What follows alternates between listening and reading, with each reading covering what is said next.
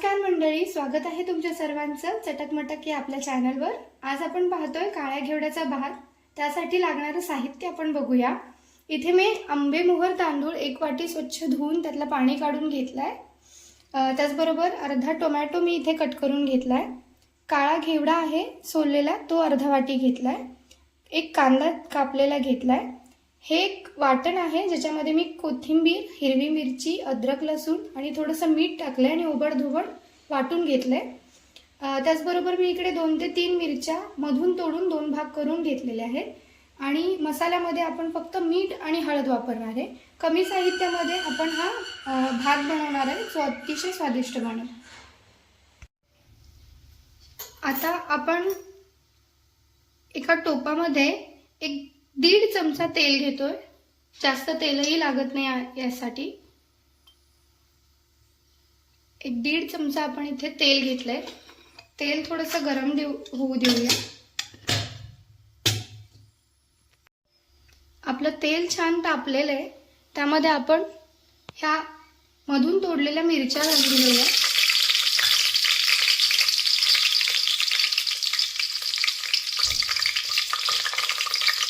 मिरचीचा थोडासा रंग बदललाय। आता आपण कापलेला कांदा त्यामध्ये घालूया।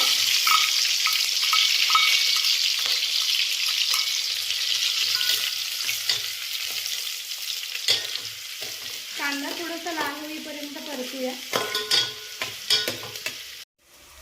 आता आपला हा कांदा 50 to 60% झालेला आहे। ह्या स्टेजवरती आपण इथे हे वाटण घालणार आहे ज्याच्यामध्ये आपण अद्रक, लसूण, मिरची आणि कोथिंबीर घातली होती। याने भाताची टेस्ट एनहान्स होणार आहे। ही सगळ्यात आधी तेलात नाही टाकायची, नाहीतर ते सगळं खाली चिकटतं आणि करपायला लागतं। कांदा बरोबर ते अगदी व्यवस्थित कुक होतं। आपण आता याला छान असं परतून घेऊया।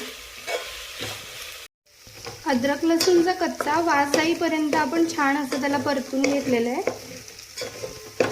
आपण त्याच्यामध्ये मीठ टाकलं होतं वाटण करताना, जेणेकरून ते व्यवस्थितरित्या कुक होईल। आणि मग आपण ते कांद्यावरती वाटण टाकलं जेणेकरून कांदा पण त्याच्याबरोबर मऊ होईल आणि एक वेगळा स्वाद देईल।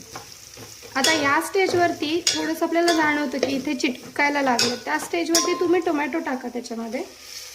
हा हाफ कट केलेला टोमॅटो मी आता घेतला याच्यामध्ये, जो पाणी रिलीज करेल आणि जे पण काही चिकटलेलं खाली आहे ते ऑटोमॅटिकली निघेल। आता टोमॅटो मऊ होईपर्यंत छान परतून घेऊया आपण याला। आता छान टोमॅटो मऊ झालाय। दाबला की थोडासा असा सॉफ्टली तो मेल्ट झाल्यासारखा होतोय, आपल्याला जाणवतंय। या स्टेजवरती आता आपण याच्यामध्ये टाकणार आहे या काळ्या घेवड्याच्या शेंगा। अर्धी वाटी मी इकडे या शेंगा घेतलेल्या आहेत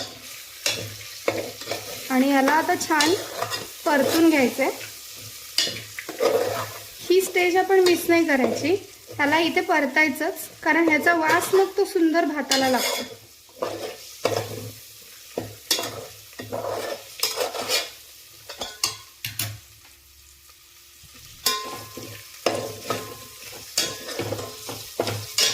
आता याला परतताना मी याच्यामध्ये एक अर्धा चमचा हळद,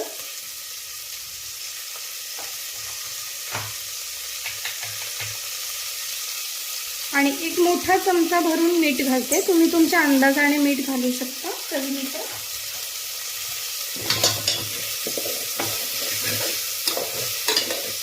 आता मी याला थोडं हाय फ्लेम वरती परतते।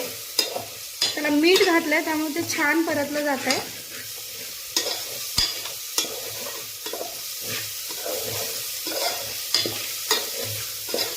आणि छान असं तेल सुटायला लागलं की मग गॅस कमी करून आपण ह्याच्यामध्ये आता राईस घालायचा आहे। तर शेंगा छान परतल्या गेल्यात। अशा परतल्यामुळे त्या कुकही व्यवस्थित होतात, सॉफ्ट शिजतात आणि मग भाताला खायलाही छान लागतात। आता आपण इकडे भिजवलेला तांदूळ घालतोय। मी एक मोठा बाउल भरून आंबेमोहर तांदूळ धुवून स्वच्छ त्यातलं पाणी काढून घेतलं होतं आणि एक 10 मिनिटांसाठी सोडलं होतं.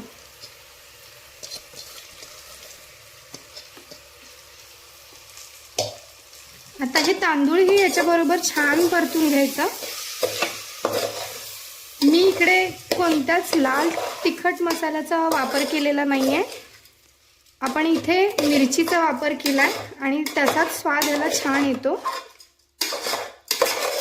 पूर्वीच्या काळी माझी आजी याला खरडा घालून बनवायची, ज्याला ठेचाही म्हणतात महाराष्ट्रीयन. पण ह्या असाही केला तरी अत्यंत चविष्ट बनतो. आता छान कोटिंग झालेलं आहे भाताला, आपल्या तांदळाला. ह्याच्यामध्ये आता आपण गॅस मोठा करून पाणी घालूया.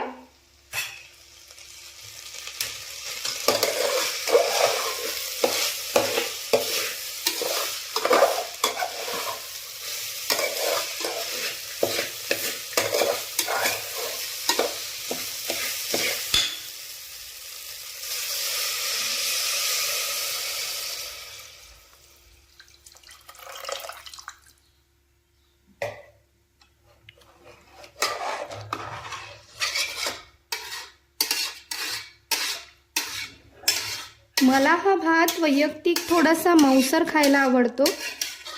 जर तुम्हाला थोडासा ड्राय किंवा एकदम असा सुट्टा भात खायला आवडत असेल तर तुम्ही पाण्याचं प्रमाण कमी जास्त करू शकता तुमच्या अंदाजानुसार.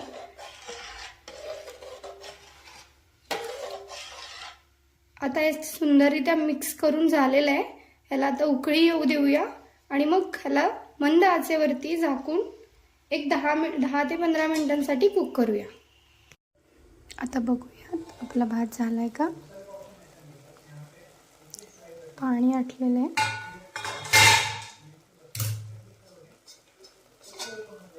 मस्त वास येतोय आणि तांदूळही सुंदररित्या शिजलेला आहे.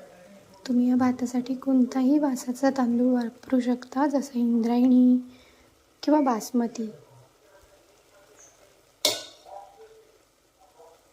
सर्व करून घेऊया.